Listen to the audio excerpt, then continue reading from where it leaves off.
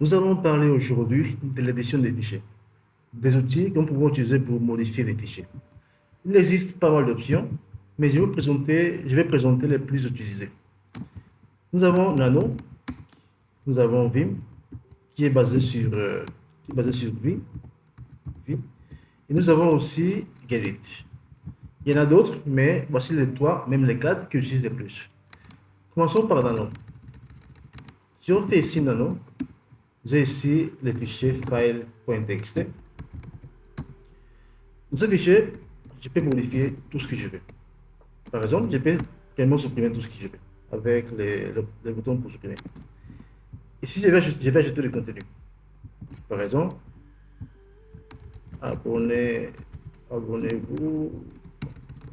disons, abonnez-vous à ma chaîne, s'il vous plaît. J'ai déjà modifié les fichiers avec le texte qui est là. Mais nous avons des options. Nous avons ici CTRL-Q, CTRL-X pour quitter, CTRL-O pour écrire, CTRL-R pour lire des fichiers, CTRL-W pour rechercher, parce que j'ai fait ici CTRL-W, c'est pour rechercher les chaînes de caractères. Par exemple, je mets ici chaîne, entrée, j'aurai ici la chaîne qui est là.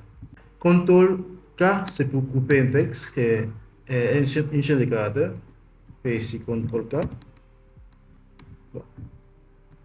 Ici, CTRL-K. J'ai coupé la phrase. CTRL-U pour coller. Non, c'est venu ici. J'ai ici CTRL-T pour exécuter, CTRL-J pour justifier le texte, CTRL-C pour l'emplacement, et en dernier, CTRL avec ça pour aller à la ligne.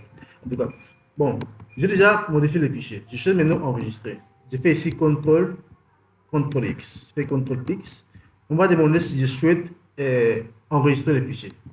J'ai ici O pour oui et N pour non. Je mets ici O. On me demande maintenant le nom du fichier. Au départ, c'était file.txt, mais je peux modifier. Mais je laisse parler. Je fais ici entrée. Je fais ici ls, j'ai ici le fichier file.txt. Et si j'affiche maintenant le contenu, file.txt, j'aurai ici le nouveau message qui a été ajouté. Voici l'éditeur de code nano.txt. Maintenant, prenons le suivant qui est Vim. Vim permet de faire la même chose que Vim. Je fais ici file.txt. Je pourrais modifier. Ici, je peux ici le message. Maintenant, quelle est la différence entre V et Nano? V et Vim aussi, c'est la même chose. Au départ, lorsqu'on donne les fichiers, on ne peut pas modifier. Parce que chaque caractère ici, chaque caractère, c'est une commande. Donc, avant de pouvoir modifier le texte, il faut d'abord taper sur la touche I pour entrer dans le mode configure, dans le mode écriture.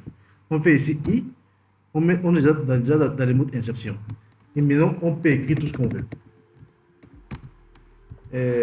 Pour ne pas, on crée les prochaines vidéos. Voilà. J'ai déjà écrit ce que je souhaite écrire. Maintenant, pour enregistrer les fichiers, il faut d'abord taper sur échappe. Pour enregistrer les fichiers, il faut d'abord taper sur échappe. On tape sur la touche échappe. On tape des points WQ pour enregistrer les fichiers. On peut faire soit WQ, même soit X, c'est la même chose. Donc on fait ici WQ, déjà enregistrer les fichiers. J'ai fait encore 4 file.txt. J'aurai les nouveaux textes. Abonnez-vous, tout ça là. La même chose, c'est la même chose que pour Vim. Vim, c'est l'alternative à Vim. Mais suivant, le paquet Vim n'est pas installé, donc il faudra l'installer. Ici, j'ai ici le texte. Pour sortir, la même chose. CTRL échappe, des points, X ou WQ, c'est la même chose. Maintenant, dans Vim, on peut faire plusieurs choses. Ici, on peut faire plusieurs choses. On peut d'abord afficher le numéro de ligne. On fait ici des points, on écrit 7. 7 nous, 7 number, permet d'afficher le numéro de ligne. Nous avons des lignes. Si je souhaite modifier, je tape sur la touche I pour entrer dans le mode insertion. Je vais à la ligne, j'ai ici maintenant une troisième ligne. À la ligne, une quatrième. À la ligne, une cinquième. C'est-à-dire, c'est comme ça on fait pour ajouter le numéro de ligne. Mais ici, Engine Network System. Voilà. J'ai 4 lignes dans le fichier. Mais non, Imaginons que je souhaite supprimer la ligne qui est là, la quatrième ligne. Je ne veux pas que ça soit ici, là. Donc, on fait D deux fois, la touche D. La touche D deux fois. En deux, la ligne a été supprimée. C'est comme ça qu'on fait pour supprimer une ligne. Supposons maintenant que je souhaite copier la ligne numéro 2. Je souhaite copier cette ligne-là pour la mettre dans la troisième ou quatrième ligne. Donc, je vais sortir. Il faut d'abord sortir. Il faut que vous ne soyez pas dans le mode insertion parce que ça ne marchera pas. Il faut d'abord appuyer sur la touche échappe. On tape sur la touche Y deux fois. Y. On aura déjà copié la ligne. Donc, on part. Là, on souhaite mettre la ligne. On part dans le mode insertion. On descend. Disons à la ligne 7, à la ligne 8. Je fais échappe. Ensuite, sur la touche P pour coller. P pour coller. Voyez. Y pour copier. P pour coller. Imaginons que je souhaite copier deux lignes. Les deux lignes qui sont là. Les deux qui sont là. Donc, je tape d'abord 2 pour prendre deux lignes. Vous les voyez ici là. 2. Après, sur Y. C'est-à-dire que j'ai copié maintenant deux lignes. Je souhaite le mettre à partir de la ligne 6. Je viens ici, je tape P. Mais, premièrement, il faut que vous ne soyez pas dans le mode insertion. Tape sur la touche P pour coller. Vas-y, coller, j'ai collé deux lignes. Donc, c'est en gros ça.